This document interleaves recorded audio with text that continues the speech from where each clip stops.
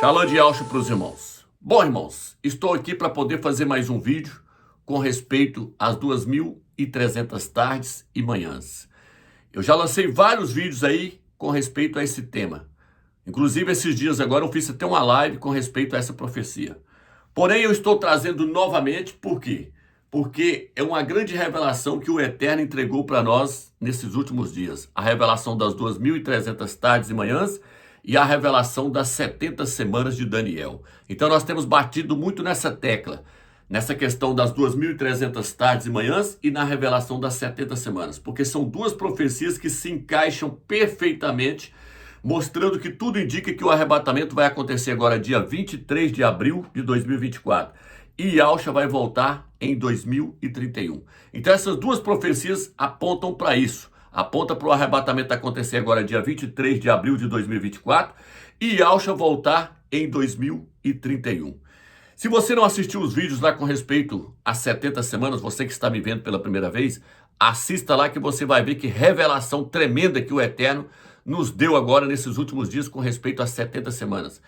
E também com respeito às 2.300 tardes e manhãs. São duas profecias que o Eterno deixou para revelar no final dos tempos. Daniel queria entender essas profecias, porém o Eterno falou para ele: Daniel, não é para o seu tempo, é para o tempo do fim, quando o selo será tirado. E Yahweh falou para ele: sela o livro de Daniel foi selado, as profecias de Daniel foi selado. E Yahweh só falou que elas seriam reveladas no final dos tempos. E ele revelou para nós, ele revelou para a igreja de Filadélfia. Então eu quero falar mais uma vez agora com respeito às 2.300 tardes e manhãs. Por quê? Porque elas apontam, mostrando que o arrebatamento vai acontecer agora dia 23 de abril de 2024 e Yahusha vai voltar em 2031. Porém, eu quero dizer para você que está me vendo pela primeira vez, se você não assistiu a profecia das 70 semanas e a profecia das 2.300 tardes, eu lancei vários vídeos no canal Atalaia de Yahweh. Vai lá e assista. Então, sem mais demora, vamos agora adentrar novamente no capítulo 8 de Daniel para nós entendermos a profecia das 2.300 tardes e manhãs. Então, irmãos, para nós adentrarmos no capítulo 8, primeiramente eu quero trazer algo para os irmãos. No livro de Daniel, o Eterno usou uma estátua para poder representar impérios que haveriam de governar o mundo. Isso está registrado em Daniel, capítulo 2. Quando Daniel interpretou o sonho que Nabucodonosor teve, Daniel falou para ele: Nabucodonosor, o sonho da estátua que você viu no seu sonho aí, o sonho dessa estátua, essa estátua representa impérios que hão de governar o mundo. Então Daniel começou a interpretar o sonho para Nabucodonosor. Daniel falou para Nabucodonosor: Nabucodonosor, a cabeça da estátua que você sonhou, a cabeça de ouro, representa o seu reino, o reino da Babilônia que está mandando no mundo agora. Os braços da estátua, ele falou para Nabucodonosor, é o próximo reino que vai vir. É o reino dos Medos e dos Pérsia, que vai destruir o reino da Babilônia. Então, ele viu a cabeça, ele falou: a cabeça de ouro é o seu reino, Nabucodonosor. É o seu reino que está governando agora. Depois do seu reino, vai vir os Medos e os Persas, representados pelos dois braços da estátua. Os Medos e os Persas vão conquistar a Babilônia, vão destruir a Babilônia e vai passar a mandar no mundo. O ventre da estátua, o ventre de bronze, Daniel falou para Nabucodonosor, é o reino da Grécia, que depois vai vir e vai destruir os Medos e os Persas, os dois braços da estátua. E as pernas de ferro da estátua, que você viu no sonho, Nabucodonosor, ele falou, é o Império Romano, que vai vir e vai destruir o reino da Grécia, a Grécia de Alexandre o Grande. E aí Daniel virou para ele e falou assim: e os dedos da estátua, os 10 dedos da estátua, é o Império Romano voltando novamente agora na forma de 10 países. Ou seja, esses 10 países vão surgir lá na Europa. A Europa é o antigo Império Romano. Então ali, Daniel mostrou o sonho para Nabucodonosor. E o Eterno então usou o quê? O Eterno usou uma estátua para poder representar reinos que haveriam de governar o mundo. Porém, no livro de Daniel, no capítulo 7 agora, Yahweh dos exércitos passa a usar animais. Animais que haveriam de governar o mundo. São os mesmos impérios, porém, Yahweh agora passa a usar animais para representar esses impérios que haveriam de governar o mundo. Aí o Criador virou e falou assim: agora o Império da Babilônia vai ser representado por um leão. Daniel, capítulo 7. Leia lá que você vai ver. Então ali agora o império da Babilônia passou a ser representado por um leão. O império dos Medos e dos Persas passou a ser representado por um urso. E o império da Grécia passou a ser representado por um leopardo com 4 asas. As 4 asas são os 4 generais de Alexandre o Grande, que viria depois que Alexandre o Grande morresse. E aí, então, a Grécia passou a ser representada por um leopardo com 4 asas. Isso no capítulo 7. Hoje nós vamos falar sobre o capítulo 8. No capítulo 8, Ial passou a usar animais diferentes. Ali, agora, Ial mostra que o carneiro do capítulo 8 é os Medos e os Persas. No capítulo 8, Ial passa já a falar do império dos Medo-Persas. Ele não fala do império da Babilônia, porque já estava praticamente caindo. Então, na visão do capítulo 8, a visão que Daniel teve, Ial já começa a mostrar outros animais representando esses impérios. Ele já começa com o império dos Medos e Persas, porque o império da Babilônia já estava praticamente derrotado. Então ele passa a falar dos Medos e dos Persas. E ele passa a usar o que agora? Ele passa a usar um carneiro. E aí depois ele passa a usar um bode. Esse bode é para quê? Para representar os Medos e os Persas. E aí depois ele fala de um pequeno chifre. Esse pequeno chifre, eu vou colocar a capa aí na tela agora para vocês verem. Esse pequeno chifre é representado por um javali, um porco, um javali. É o Império Romano. Então, vamos lá. Eu vou começar a leitura agora, vocês vão me acompanhando aí na casa de vocês aí, ó. Você que está me vendo pela primeira vez, você vai ver que revelação tremenda é essa do capítulo 8.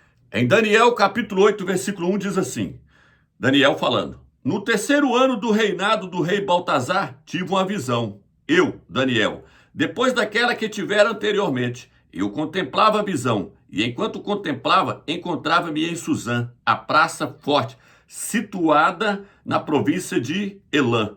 Enquanto contemplava a visão, encontrava-me à porta do Ulai. Ulai é um rio.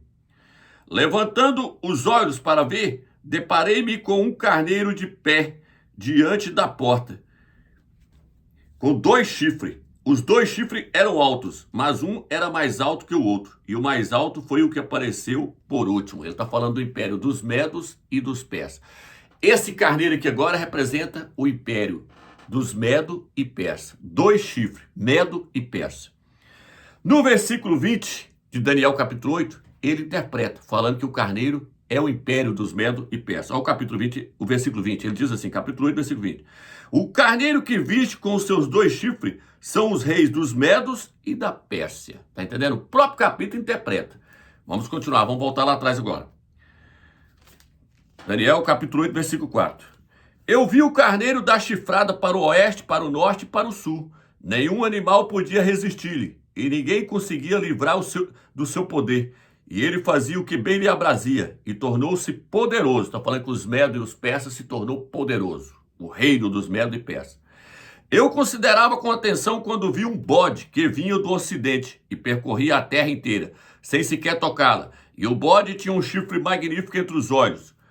Agora ele viu um bode, e esse bode tinha um chifre magnífico entre os olhos. Esse chifre é o rei da Grécia, é Alexandre o Grande. Agora ele vai interpretar quem é o bode. Daniel capítulo 8, versículo 21.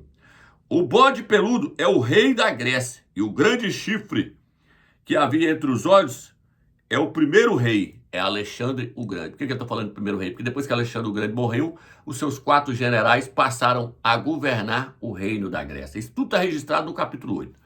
Vamos voltar lá agora no versículo 6. Ele aproximou-se do carneiro, o bode, com 2 chifres, que eu vira de pé diante da porta, e atirou-se contra ele no ardor da sua força. Eu vi-o se aproximar do carneiro e afrontá-lo com fúria. Ele feriu o carneiro e quebrou-lhe ambos os chifres, sem que o carneiro tivesse a força de resistir. E atirou por terra e calcou aos pés, sem que ninguém pudesse livrar o carneiro da sua mão. Agora aqui nós estamos começando a ver um império vencendo o outro. Os Medo-Persas venceram a Babilônia, agora veio a Grécia e venceu os Medo-Persas. Os Medo-Persas é o carneiro. Veio o bode e pisoteou sobre o carneiro. Ou seja, veio a Grécia e pisoteou sobre os Medo e Persas. A Grécia passou a mandar no mundo agora. Então o bode se tornou muito poderoso, mas embora estivesse em pleno vigor, seu grande chifre se quebrou, e em lugar dele ergueram-se outros 4 magníficos na direção dos 4 ventos do céu. Está falando que Alexandre o Grande morreu. Ele morreu com 30 e poucos anos. E no lugar dele, outros 4 chifres se ergueram. Quem são esses 4 chifres? Os seus 4 generais. Cassandro, Ptolomeu, Licimaco. Esses são o nome dos 4 generais de Alexandre o Grande. Se você pesquisar lá, você vai ver o nome dos 4. Eu não tenho o nome deles aqui gravado na minha mão, mas pesquisa lá que você vai ver. No capítulo 8, versículo 22, ele diz assim, ó: quebrado este, outros 4 chifres que surgiram em seu lugar são 4 reinos que saíram da sua nação, mas não terão a sua força. Está falando que o reino da Grécia foi dividido em 4 reinos, mas ainda continuou sendo a Grécia, porém governado pelos 4 generais de Alexandre o Grande. Beleza, agora vamos para o próximo reino que surgiu. Daniel capítulo 8, versículo 8. Então o bode tornou-se muito poderoso, mas embora estivesse em pleno vigor, seu grande chifre se quebrou, e em lugar dele ergueram-se outros 4 magníficos, na direção dos 4 ventos do céu. Na direção dos 4 ventos do céu se esparramou os 4 generais de Alexandre o Grande. O versículo 9 ele diz assim: de um deles o quê? De um dos 4 ventos do céu. Não é de um dos generais de Alexandre o Grande que nasceu esse pequeno chifre agora, não. Esse pequeno chifre aqui agora, ele surge de um dos 4 ventos do céu. Diz assim: de um deles saiu um pequeno chifre que depois cresceu muito, tanto na direção do sul, como na direção do oriente, como na direção do país do esplendor. Esse pequeno chifre aqui agora é Roma, não é Etíoque Epifânio, como tem ensinado os pastores. Esse pequeno chifre que surge depois do bode peludo, depois dos 4 generais de Alexandre o Grande, esse pequeno chifre aqui agora é Roma. Por quê? Porque está dizendo que esse pequeno chifre foi para o sul. O que esse pequeno chifre foi fazer no sul? Esse pequeno chifre foi destruir os 4 generais de Alexandre o Grande, foi destruir a Grécia. Lembre-se, sempre um destrói o outro. O que vem depois destrói aquele que está no poder. Era a Babilônia, veio os Medo-Persas e destruiu a Babilônia. Depois veio a Grécia e destruiu os Medo-Persas. Agora veio o pequeno chifre, Roma, e destrói a Grécia, destrói os 4 generais de Alexandre o Grande.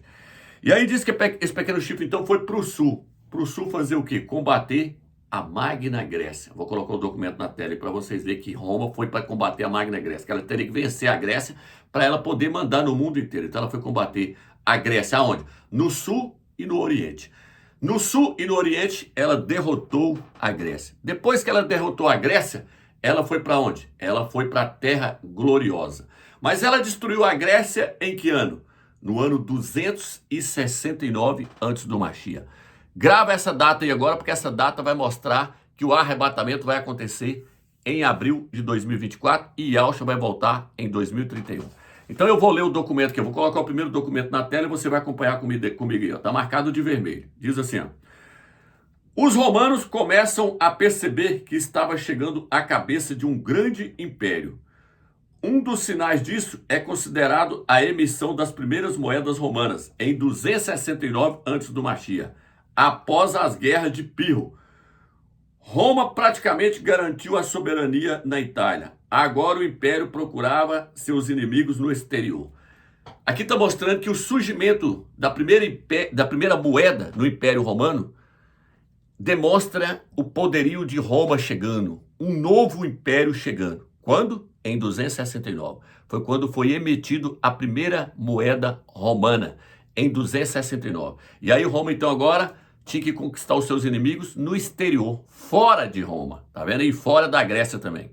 Ó, vou ler outro documento aqui agora. Durante a fase republicana, Roma partiu para uma política expansionista, dominando toda a Península Itálica em 269 antes do Mashiach. Mais um documento mostrando a data de 269, mostrando que Roma surgiu como um grande império em 269. Tem que gravar essa data aí, para depois você entender que agora em abril de 2024 acontece o arrebatamento e Yahushua volta em 2031 para cumprir as 2.300 tardes e manhãs do capítulo 8. Daqui a pouco nós vamos ver sobre isso.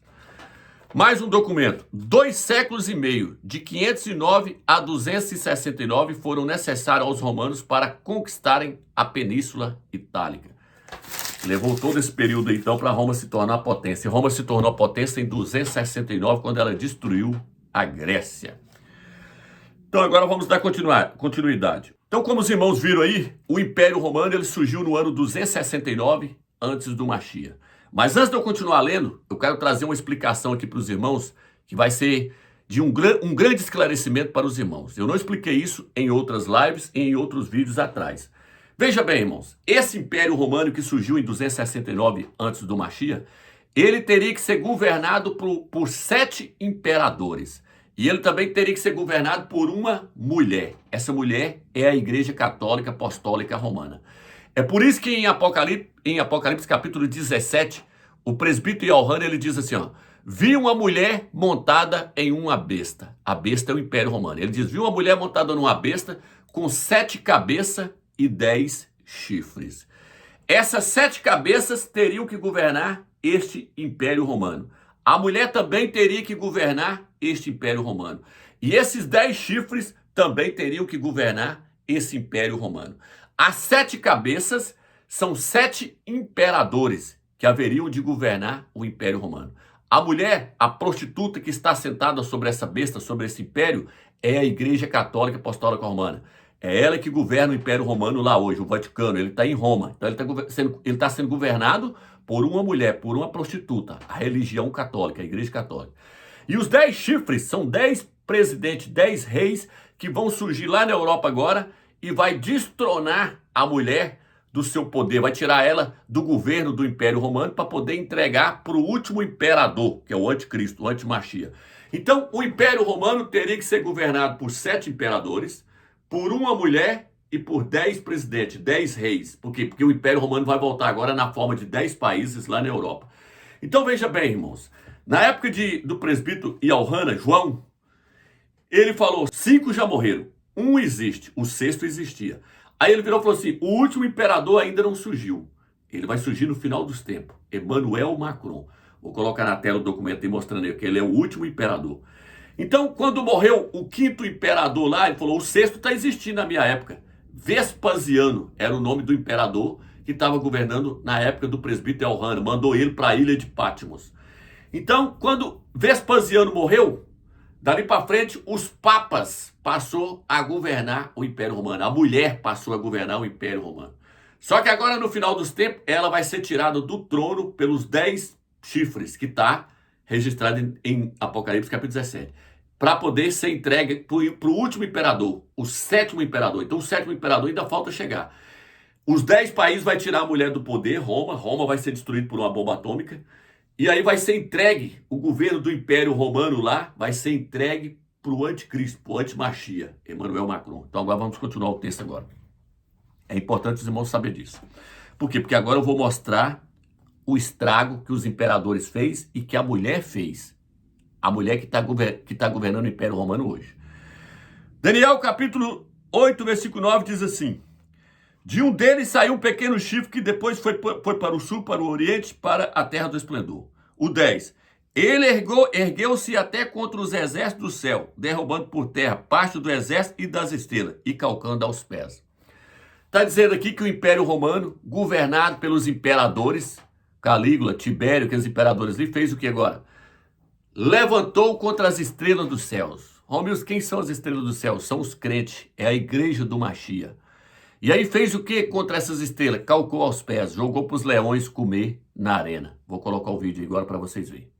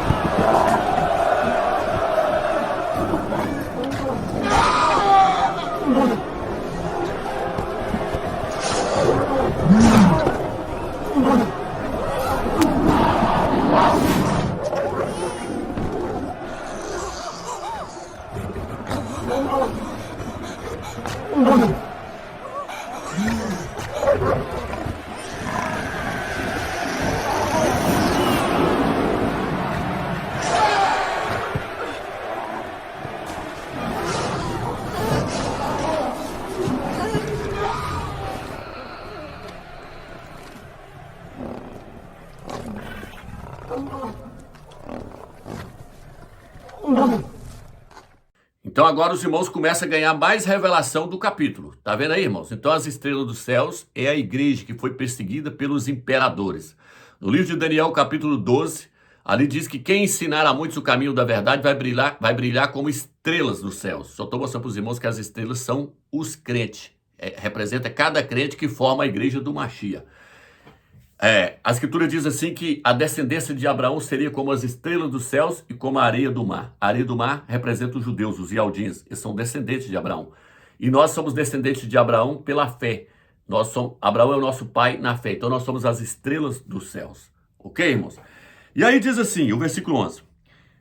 O pequeno chifre, Roma, ele chegou até exaltar-se contra o príncipe do exército, abolindo o seu sacrifício perpétuo, arrasando o lugar do seu santuário. Agora diz que o pequeno chifre aqui agora Roma levantou contra o príncipe. O príncipe aqui é Yahushua. Porém, Roma agora, quando ela levanta contra o príncipe aqui agora, não está falando mais se dos imperadores, apesar que Yahushua morreu através dos imperadores. Morreu pregado no madeiro lá. Quem matou ele foi o Império Romano.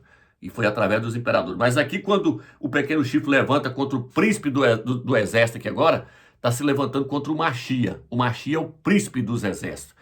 Ele é o rei da igreja, é o cabeça da igreja. No livro de Josué, capítulo 5, Josué, quando foi entrar na terra de Canaã, ele topou com Yahushua. Yahushua estava com a espada desembainhada e Josué perguntou para ele, você é um dos nossos ou um dos nossos inimigos? Ele falou, eu sou o príncipe dos exércitos de Yahushua. Só estou mostrando que o príncipe aqui é Yahushua. E aí diz que fez o que contra o príncipe? Tirou o seu sacrifício perpétuo. Então aqui agora não é os imperadores. Aqui agora é a mulher, é o papado. É a igreja católica levantando contra o príncipe dos exércitos. Vocês vão entender o que ela fez. Ela tirou o seu sacrifício perpétuo, arrasando o lugar do seu santuário, arrebentou com a igreja do Mashiach. Aí diz assim, sobre o sacrifício, ela pôs a iniquidade, ela pôs a abominação, derrubando por terra a verdade, e teve êxito naquilo que empreendeu. Os papas e os bispos da igreja católica, eles tiraram o nome do Mashiach juntamente com Constantino e colocou Jesus. Jesus no latim significa isto é porco. Olha o documento na tela para vocês verem. Jesus no latim então significa isto é porco. Por isso que aqui está dizendo, sobre o sacrifício ele colocou a iniquidade, colocou a abominação. Vou colocar o rodapé da Bíblia em Jerusalém para vocês verem. Né? No rodapé está escrito assim, tradução aproximativa, pode-se compreender que a iniquidade, isto é, a abominação da desolação, substituiu o sacrifício no santuário, ou ainda, o perseguidor, Roma, quis que o sacrifício fosse considerado como iniquidade. Olha o documento na tela aí. Então, irmãos, Roma, através da mulher, através da igreja católica, trocou o nome do Mashiach. E aí, foi colocado a abominação no lugar, porque o porco no Velho Testamento é considerado como uma abominação. Tem uma Bíblia aí, uma versão aí, que ela mostra claramente que o ídolo Jesus, o Deus porco, o ídolo da abominação, ele foi colocado dentro do templo, ele foi colocado dentro da igreja. O nome dessa Bíblia é Versão Católica com Cabeçalho. Vou colocar a capa aí para quem quiser conferir na internet. É só entrar lá, você vai ver essa versão aí. Ela mostra claramente que o ídolo da abominação, Jesus Cristo, foi colocado dentro do templo do Mashiach, dentro da igreja. Daniel, capítulo 8, versículo 13. Aqui diz assim: ouvi dois santos que conversavam. Um perguntava para o outro: quanto tempo vai durar a visão do sacrifício cotidiano e expiatório? Aí depois ela diz assim: do ídolo abominável, do santuário e do exército calcado aos pés. Então, irmãos, presta atenção nessa versão, quanto ela é tremenda. Ela diz assim: do ídolo abominável. Confere aí na tela aí para vocês verem. Então o que acontece? Ela mostra claramente que um ídolo, uma abominação, o Deus porco da Igreja Católica foi colocado dentro do templo do Mashiach. E foi colocado no coração das pessoas. O coração é o altar. Foi ali que esse ídolo foi colocado. Entendeu, irmãos? Roma tirou o cordeiro, que é Yahshua, para colocar o porco, para poder profanar o sacrifício do Mashiach. Roma, ela estava agora querendo substituir o intercessor, o mediador, Yahshua, o Mashiach, o cordeiro, por um porco, Jesus Cristo. Foi isso que ela quis fazer. Se você quer entender isso com mais clareza, assista a live anterior que eu fiz a esse vídeo aí, ó, tá lá a live lá. O título é Roma e a Verdade Lançada por Terra. Você vai entender com mais clareza ainda. Então, é por isso que o símbolo de Roma é um porco. O animal aqui Roma é representado por um animal imundo nas escrituras, é o porco. E aí, Roma, então, a tradução mais original, uma tradução como essa aqui, uma Bíblia hebraica aqui, ó, ela tem o hebraico e o português junto. Ela tem o hebraico e o português junto. Ela traz, deixa eu pegar para vocês verem aqui, falando que Roma atacou o fundamento. Tá vendo aí? Ó, vou ler para os irmãos aqui, ó. Aqui diz assim, ó: exaltou-se até o príncipe das hortes, cessaram por isso as oferendas diárias, que eram levadas ao seu altar. Foi abalada a fundação de seu santuário. Por que foi abalada a fundação? Porque atacou o fundamento. Vou colocar essa tradução aqui na tela aí para vocês verem. Essa tradução aqui mostra que o pequeno chifre atacou o fundamento.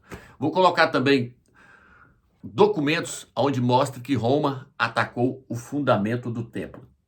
Quem é o templo do Mashiach? O que é o templo do Mashiach? É a sua igreja. Então Roma atacou o fundamento. Como é que ela ataca o fundamento? Tirando o seu nome, porque o nome dele é o fundamento. Romilson, aonde está isso? Livro de 1 Coríntios, capítulo 3, versículo 10. O apóstolo Paulo, o apóstolo Shaul, ele diz assim, ó. 1 Coríntios, capítulo 3, versículo 10. Ele diz assim: segundo a graça que o Criador me deu, como bom arquiteto lancei o fundamento, outro constrói por cima. Mas cada um veja como constrói. Quanto ao fundamento, ninguém pode pôr outro diferente do que já foi colocado. Yahshua, o Mashiach. Por que o apóstolo Paulo falou isso? Porque eles estavam querendo iniciar uma igreja na cidade de Corinto com o nome de Paulo, Shaul, com o nome de Pedro, que seu nome é Cefas, e com o nome de Apolo. Aí Paulo, Shaul virou e falou assim: ninguém pode pôr outro nome a não ser aquele que já foi colocado. Ninguém pode pôr outro fundamento. O nome aqui é fundamento. Ninguém pode iniciar um templo, porque no capítulo 3, versículo 16 e 17, ele fala: vós sois o templo do Criador. Ele falou: ninguém pode lançar o fundamento do templo sem ser o verdadeiro fundamento que já foi colocado pelo Pai, Yahshua Mashiach. Então ele está falando de nome. Ele está falando de nome. Ele está querendo iniciar um templo, uma igreja com o nome de Apolo, outra com o nome de Pedro e outro com o nome de Shaul, Paulo. E ele virou e falou: vocês não podem fazer isso, porque o fundamento já foi lançado. O Criador enviou um anjo até Miriam, e falou: você vai colocar o nome da criança de Yahshua, que significa Yah salva. Esse é o fundamento da igreja. E aí Paulo, então, como bom arquiteto, todo lugar que ele chegava, ele pregava o nome Yahshua, e não aceitava iniciar a igreja com outro nome, igual iniciou hoje: Batista, Presbiteriana, Iceia, Universal. Vários fundamentos lançados pelos homens, são fundamentos falsos. O verdadeiro fundamento é Yahshua Mashiach. E Jesus Cristo também é um fundamento falso, que não é o nome verdadeiro. Então Roma fez o quê? Tirou o verdadeiro fundamento, atacou o fundamento e aí destruiu o santuário, destruiu a igreja. Ela fez isso através de Constantino, ela mudou o nome do Mashiach. Se você quer entender isso com mais clareza, assista os meus vídeos no canal Atalaia Ideal para abrir o seu entendimento. Esse vídeo aqui, ele está sendo feito exclusivamente para a igreja de Laodiceia, que vai ficar na tribulação, para ela entender o que eu estou falando. Que ela está adorando o Deus porco. Jesus Cristo é o Deus porco de Roma. É tanto que eu vou colocar um bonequinho aí de um soldado segurando uma lança assim, ele é um porco, vestido de soldado romano. Por quê? Porque o porco é um deus em Roma, era o deus da guerra. Tinha um deus porco chamado Mocos. Mocos era o deus porco. Então Roma sempre usou o porco como um deus. O porco é um deus. Por isso que eles falam porco-dio. Porco-dio significa deus. Porco-dia, deus porco. Tem esse palavreado até hoje lá em Roma e até no sul aí em Santa Catarina tem esse palavreado. Então, irmãos, vamos voltar agora para o capítulo 8. Eu creio que vocês entenderam agora o que Roma fez. Roma tirou o sacrifício do cordeiro e colocou o sacrifício do porco. Ela fez isso quando ela mudou o nome de Yahshua para Jesus, Iesus no latim. Deixa eu voltar aqui no capítulo 8 e vamos dar sequência. No versículo 13 ele diz assim: Então ouvi um santo a falar, e outro santo disse àquele que falava: Até quando vai durar as coisas que apareceram nessa visão, os acontecimentos dessa visão? Vou colocar a tradução na tela para vocês verem. Então ele pergunta assim: até quando vai durar os acontecimentos que apareceram nessa visão? Até quando o santuário será pisado e calcado aos pés pelo pequeno chifre? Até quando a oferta verdadeira vai cair no esquecimento? Até quando? E aí ele virou e falou assim: até 2.300 tardes e manhãs. Só que no livro de Ezequiel, capítulo 4, versículo 6, se eu não me engano, fala que dias podem ser interpretados como sendo anos. 2.300 tardes e manhãs. É uma tarde e uma manhã para formar um dia. Então, um dia, no caso aqui, é um ano. 2.300 anos haveriam de se passar até que tudo fosse restaurado. E para que a igreja deixasse de ser pisada pelo anticristo, pelo pequeno chifre, por Roma. Por quê? Porque no final dos tempos, Roma será encabeçada pelo último imperador, pela última cabeça. Isso está registrado agora onde? No capítulo 8, versículo 23. Olha o que ele diz. E no fim desses reinos, depois que passar esses reinos tudo, no fim desses reinos, quando chegarem ao cúmulo seus pecados, levantar-se-á um rei de olhar arrogante, capaz de penetrar os enigmas. É o anticristo chegando para encabeçar o Império Romano. Agora ele diz assim: seu poder crescerá em força, mas não por sua própria força. Ele tramará coisas inauditas e prosperará em suas empresas, arruinando a poderosos e o próprio povo dos santos. Ele vai perseguir os crentes, tá vendo? Novamente, vai calcar aos pés. Por isso que o anjo perguntou: até quando o santuário vai ficar sendo calcado aos pés por esse império aí e pela besta? Agora vai vir aqui, ó. Por sua habilidade pervídia terá êxito em suas mãos, e ele se exaltará em seu coração, e surpreendendo os destruirá a muitos. Opor-se-á mesmo ao príncipe dos príncipes. Vai levantar contra Yahshua na guerra do Magedon, quando Yahshua estiver descendo na nuvem. Yahshua vai vir para destruir o Império Romano e destruir o anticristo que encabeçou o Império Romano. Isso está registrado aonde? Apocalipse capítulo 19, versículo 11 e diante. Leia lá depois que você vai ver Yahshua voltando nas nuvens para destruir o Império Romano e o anticristo que encabeçou ele, o antimachia. Aí ele diz assim: opor-se ao príncipe dos príncipes, mas sem mão humana intervirá, será esmagado. Sem mão humana intervir, será esmagado. Ele vai ser lançado no lago de fogo pelo sopro do próprio Machia. Então, irmãos, a questão agora é o seguinte. Os irmãos podem ver aí que ele perguntou: até quando o santo vai ser calcado aos pés? Vamos ler agora? Daniel, capítulo 7, versículo 25. Proferirá insultos contra o Altíssimo e porá à prova os santos do Altíssimo. Ele tentará mudar os tempos e a lei, e os santos serão entregues em suas mãos por um tempo, tempos e metade de um tempo. Mas o tribunal dará audiência e o domínio lhe será arrebatado. O poder do anticristo será tirado dele, destruído e reduzido até o fim. E o reino e o poder e as grandezas dos reinos sob todos os céus serão entregues ao povo dos santos do Altíssimo. Tá vendo aí? Só que aqui está dizendo que os santos serão entregues nas suas mãos por um tempo, 2 tempos e metade de um tempo. É os últimos 3 anos e meio da tribulação. 1.260 dias, ou 42 meses. Apocalipse capítulo 13, versículo 7, diz assim, ó. Vou pegar o versículo 6 em diante. Ele abriu a boca então em blasfêmia contra o Criador, blasfemando contra o seu nome, sua tenda e os que habitam no céu. Deram-lhe permissão para guerrear contra o santo e vencê-los. E foi-lhe dada autoridade sobre toda tribo, povo, língua e nação. Os santos vai ser entregue nas suas mãos durante 42 meses, durante 3 anos e meio. Então por isso que o anjo perguntou para o outro, até quando a igreja que ficar para trás no arrebatamento, a igreja de Laodiceia, será calcada aos pés? Porque lá na Europa, no Oriente Médio, para lá, eles vão ser decapitados, vão ser perseguidos, vão ser calcados aos pés. Vai ser massacrado e vai ser morto pelo Império Romano e pelo anticristo, o antimachia que encabeçou ele. Aí ele virou e falou assim, 2.300 anos. E aí o Machia volta nas nuvens e dá o livramento para eles. Eles param de ser perseguidos, porque eles vão ser arrebatados para encontrar o Machia nas nuvens. E aí, então, Yahshua desce com eles para destruir o anticristo, o antimachia, o Império Romano e estabelecer o reino milenar. Mas olha aqui agora.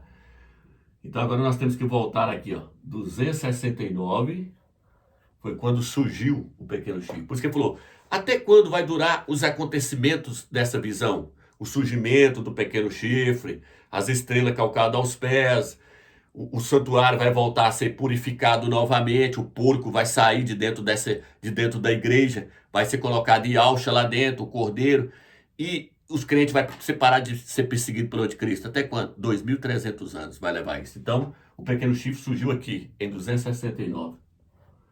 Mas 2031 é igual a 2.300 anos. Agora os irmãos entendem por que eu falei que Yahshua vai voltar em 2031? Agora os irmãos entendem?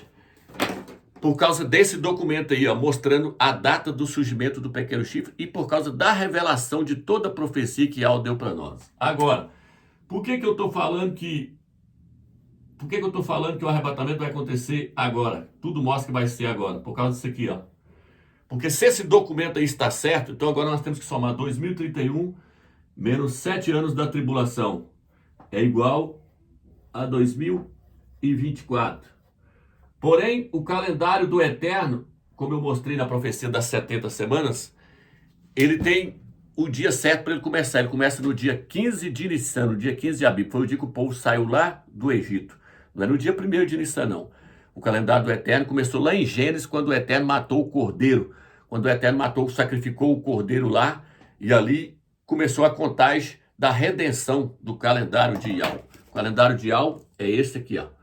Hoje está em 5.994, calendário dos caraítas. Esse calendário aqui, os caraítas não aceitou os judeus tirar os 210 anos que eles ficaram lá no Egito. No calendário judaico, a data é 5.794. No calendário dos caraítas, em abril agora, completa 5.994. Por quê? Porque 5.794, você acrescenta 210 anos, você vai para 5.994. Então, em abril agora, inteira 5.994. E em abril de 2031, entra-se para 6.001 anos. Então, o milênio muda de 1.001, 2.001, 3.001, 6.001. Então, em 2031, entra-se para 6.001. Aqui, ó.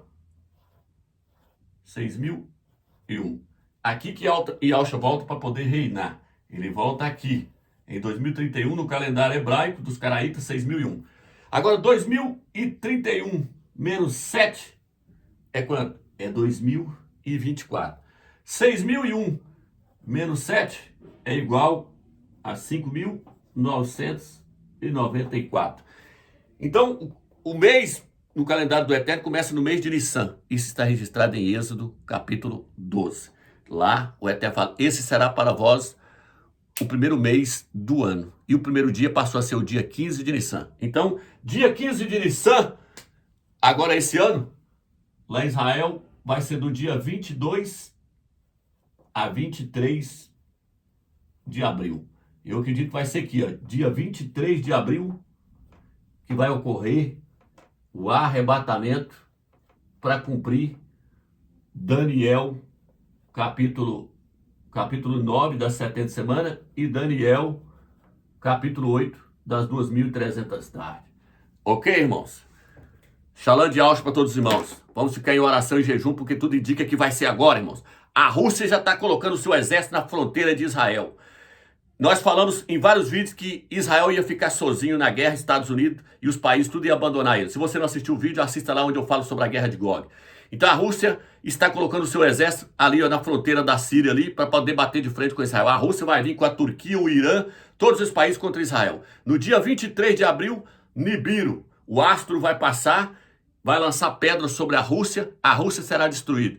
Em maio, Emmanuel Macron vai entrar dentro de Jerusalém para poder fazer o acordo de paz entre os palestinos e os judeus. E ele vai dar a permissão para erguer o segundo templo novamente. Mas a igreja fiel não estará mais aqui, porque ela vai ser arrebatada juntamente com a guerra de Gog. No livro de Apocalipse, capítulo 3, versículo 10, ele diz: porque guardasse a minha palavra na perseverança, eu te guardarei da hora da tribulação que há de vir sobre o mundo inteiro. Porém, a igreja de Filadélfia, os vencedores de Filadélfia não passarão pela tribulação, serão levados para a glória. Vão ficar 7 anos lá para voltar com Yahusha nas nuvens. Mas a igreja de Laodiceia vai ficar na terra e vai ser perseguida até completar 2.300 anos, que vai ocorrer em 2031. No início do ano de 2031, lá em abril, acontece o segundo arrebatamento, ela ganha o livramento. Ok, irmãos? Shalom de Auschwitz, irmãos.